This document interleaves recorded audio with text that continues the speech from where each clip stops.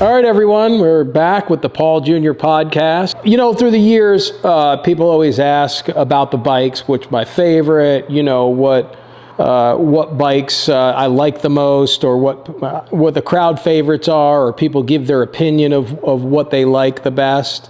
But I would say, without question, one of the most difficult bikes, one of the hardest bikes to build for us through the years was the Build-Off 1 bike, the copper and aluminum bike that we did for the live Build-Off in Vegas. I think the reason being that we had these 30-inch wheels. We built it from the frame. The whole bike is copper and aluminum. There's no body work. There's no paint. And it was also under duress, really, in a way. It was the first time we were kind of in a competitive situation with other builders, and we wanted to prove our salt. You know, we wanted to make sure we weren't leaving anything to chance because we wanted to win really bad. Without a question, you know, the Build-Off 1 copper and aluminum bike was probably the most difficult bike we've ever built. Except for maybe, we did do 2 platform, I don't even know what you would call them for World of Warcraft, for Horde and Alliance. Those were pretty in-depth, and the Alliance thing, it wasn't a motorcycle, but it was, we used motorcycle tracks. It was a motorcycle, it had a motorcycle, I mean, we could drive it, but it had a track front and rear, it had all this armor, and that was also all copper and aluminum. So I think anytime you're using alloys as opposed to, you know, Bondo and paint, all the sin is there, right? So you have to make sure it all looks perfect so your aesthetic is nice like a painted bike would be. So certainly the bikes that had the most, you know, the least amount of body work were definitely the most difficult to build. Yeah, you know, the first Build-Off certainly was a high pressure situation, was against my father and Jesse James. Without a doubt, there was a lot of tension there. There happened to be more tension between me and my father than me and Jesse for the first Build-Off because there was a lawsuit. But I think they were really trying to get Jesse to go after me. And I kind of, you know, there's 3 days of rehearsals going on building up to the live unveil in Vegas, right? A lot of interviews. They didn't want us near each other. They tried to keep us, we actually went out and did our parts separately because they didn't want the talent, and I got in trouble for saying talent because people were like, oh, you call yourself talent. That's just an industry name for people who are on television. They didn't want the talent next to each other because they didn't want any interaction until it all kind of hopefully blew up, is what they were hoping for. And so I think there was an intention that they really wanted Jesse to come after me. There was this, because I heard some rumbling. So I heard something in the background. It's in my book. I won't get into it entirely, but I know they wanted that. And then I think when we came out on stage and me and my father sat down, because we came out first, and we started having a conversation, and the host was a big fan and wanted to see us get along and basically said, you know, would you guys get along? And it turned out, then I tell my father I love him and I give him a hug on stage. And I think by that time, Jesse was supposed to come out and create some sort of static. And I think he knew he couldn't do anything from that point on. It was like, what's he going to do? Jump into a father-son scenario? It would have been nowhere, you know? So I think he came out and tried a little bit, but kind of half-heartedly. And so it never really amounted to anything, even though I think it was supposed to. And then the second Build-Off, he was so focused on Richard Rawlings because Richard Rawlings had said something about his ex-wife, and there was all that. So focus was way off of me by the second Build-Off. But you know, Jesse's an interesting guy. We never really became friends or anything like that. I think we're very different people, but I really do appreciate, I feel like what he's done through the years. I think really it kind of, in some ways, his show kind of sparked our show, and look where it got us. So I always appreciate that about him. Is there any situations during the course of American Chopper that I wish would have turned out differently? Well, except for obviously me and my father's relationship not being that great at the end there. Yeah, I think so. You know, I think, I mean, in my perfect world, I would have liked to have taken over OCC. You know, I'm not unhappy with the direction. I was glad to get out on my own, but let's just say it was a healthy environment at OCC, and me and my father were able to build that thing in one accord. Not perfectly. We didn't have to always get along. We didn't even have to always agree. But if it didn't end the way it did, I would have just chose to stay on and take that company to the next level. That's what I would have liked to have done. Now, it didn't work out that way, and I don't think about it like that. But if you're asking that kind of a question, I certainly think it would have been nice to stay on and grow that business bigger and better than it was. That would have been my intention. If we were able to stay in, if we were able to get along enough to work together and be on the same team, I think the longevity would have been even greater for OCC. You know, I think through the years of experience that I have, and people have seen me do all these great things as far as building and being out there creatively, business-wise, you know, I think sometimes people want to know if I'd ever be interested in like teaching or showing the next generation how to do and be those things.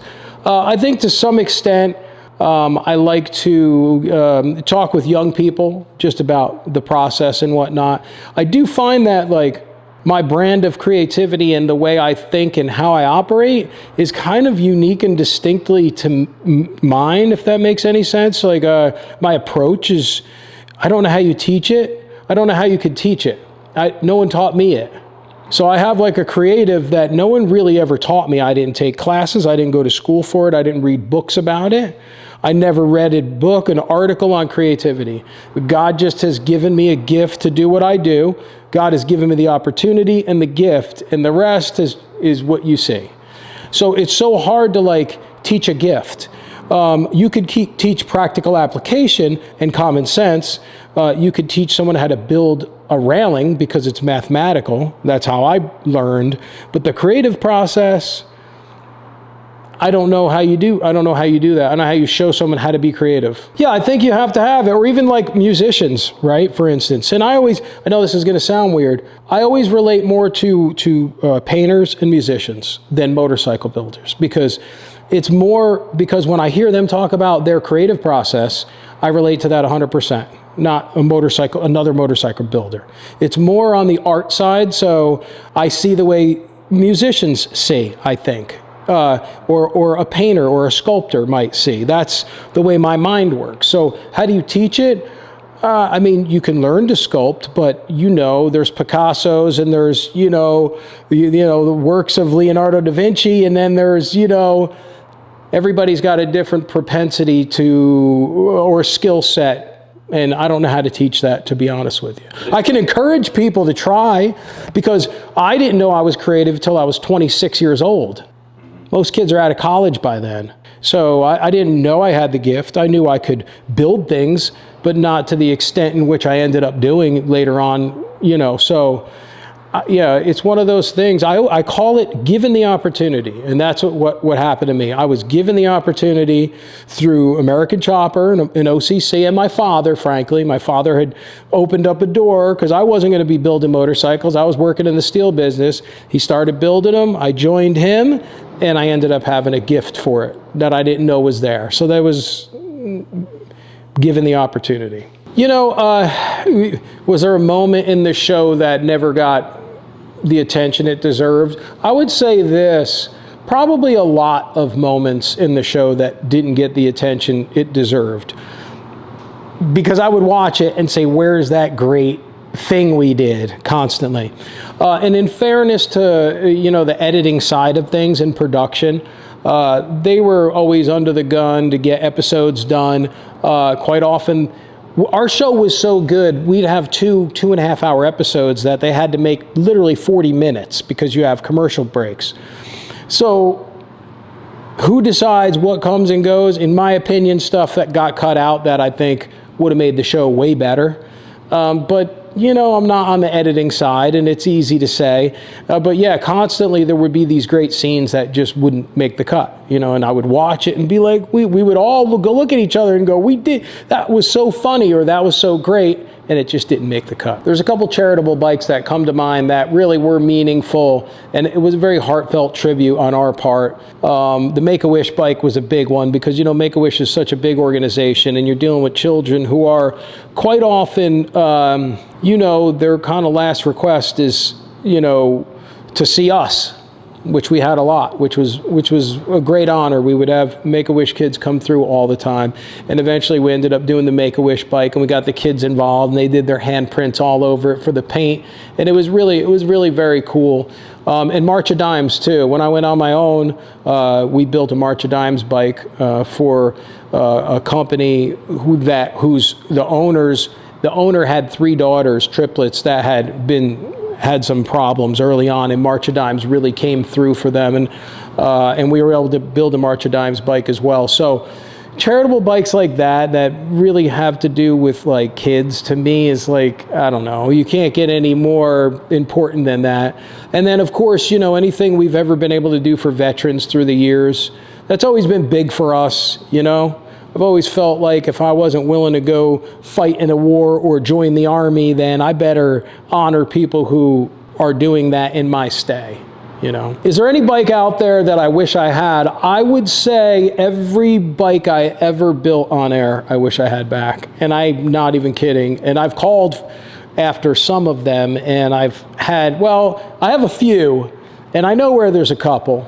But yeah, all of them. To be honest with you, I mean, I would get back in, and you know, I think I said that once, and I get a couple pictures of some random production bikes that they don't really mean that much to me. I'll be honest. If we did, you know, 100 production bikes, that's not what I'm talking about. I'm talking about the really heavy iron, the big theme bikes from back in the day, whatever they might be, whoever they might be for.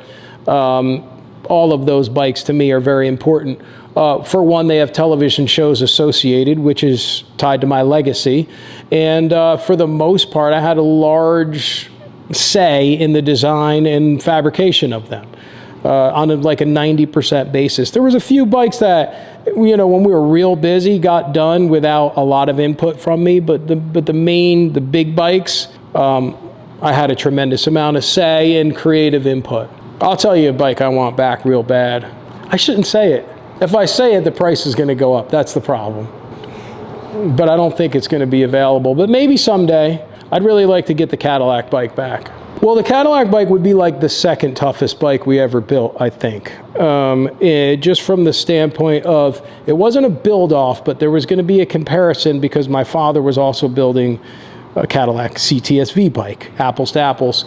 And we put a lot into it. I mean, we did giant offset wheels and air ride, the whole, I mean, that, and it's a crowd favorite too. Among a big sea of motorcycles, that one really stands out, and there's a reason for it. It's got a great aesthetic, and that would be one I'd love to get back. You know, through the years of American Chopper, I think there was, I can't think of anything in particular that they said, well, we can't put this in the show. I can't think of anything in particular, but I know we made them nervous a lot because we did things that seemed probably illegal in some cases, and they were worried about it coming back. But honestly, everything crazy we did, it just seemed to resonate with people, and they loved it. So they were like, we'll put it in and worry about it later. No, they didn't. And you know, to that point, with the content that we made, we really made ourselves. We created the content. We didn't have like a production team going, you're doing this and you say that, and it was so organic. And I think then, you know, when the laughs came on our side, it was very natural and it translated. And I think that's, again, speaks to the staying power of American Chopper. People don't understand television, that they're, you know, you can do everything real and then you got to come in and you got to do pickups, which, you know, you have to fill in the blanks for production. That's all. Yeah, you know, I got to tell you, like the first 5 years of American Chopper, the fans, which were probably mostly just regular people, were kind of rabid. There was some really unusual things that took place, especially when it came to like showing up and doing appearances at some of the bigger areas. I mean, we had so many unusual things. I'm serious. We had a full-grown man pee his pants. And this dude was not like a fanboy. He was like, this guy peed his pants and would not get out of line. And the line was like a mile. I mean, the line would go all day. You know, and this was at Harley's 100th anniversary, so you could back it up 2003. And he said I pissed my pants, but I wasn't getting out of line. He really did. It's so insane. I thought that was crazy. And maybe it was something in the water in Milwaukee, because the next day, some lady shows up and she's in a gown from the hospital with like the back open, you know, like in her underwear underneath. And she had her like wristband on, an IV thing coming out of her arm, and she checked herself out of the hospital to come see us. And we saw her, so we brought her up, and she didn't look so good, you know? So we had a lot of unusual things like that. And honestly, a lot of really sweet things with kids and parents and families and grandparents bringing grandkids. And like, mostly that was the appreciation was extreme. But there were some really crazy scenarios. And there's a lot that I would never even talk about that was even more insane than that. But those are two that come to mind. Yeah, you know, everyone wants to know what's up with Mikey. I'm trying to get him to come on the podcast. I think maybe he'll do it. He is coming up this weekend. We're going to hang out, chill a little bit. But, you know, I think he's been doing some stuff with my father. So I don't know if he's off limits or what. But I'm going to find out this weekend. You know, me and Mikey talk occasionally. He's a hard guy to get a hold of a lot of times. Yeah, Mikey, where's Mikey? Mikey, I'm trying to get him to come on the podcast. I think he will eventually. I don't really know. I saw him do something with Rick and my father recently on social media. So I don't know if he's a free agent right now or not, but I would love to have him on, because I'd like to talk about not just the early days of American Chopper with him, but also, you know, the senior versus junior, when the show split and I started Paul Jr. Designs, because he had come over with us. So I'd like to talk to him about some of that stuff.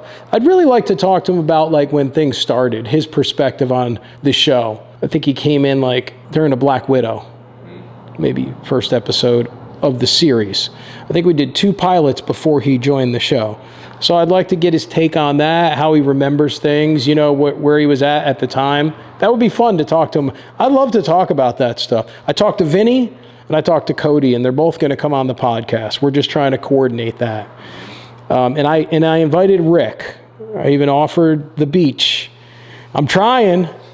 So honestly, it's just people's schedules right now. The people are busy. Everyone's working. So we'll see. I might have to go on the road. I mean, I might have to do something like that. I've been thinking about it. We could do remotes. We could do a remote and then always maybe go visit people, or they could come here. I think there's so much to talk about. We could do this 3 and 5 times. And I'm sure people out there are like, hey, you said you're doing a podcast. You have no guests. Well, I'm working on it, and we're getting there. Hey, guys, you know, I really appreciate you, you know, following me on social media, checking out the podcast.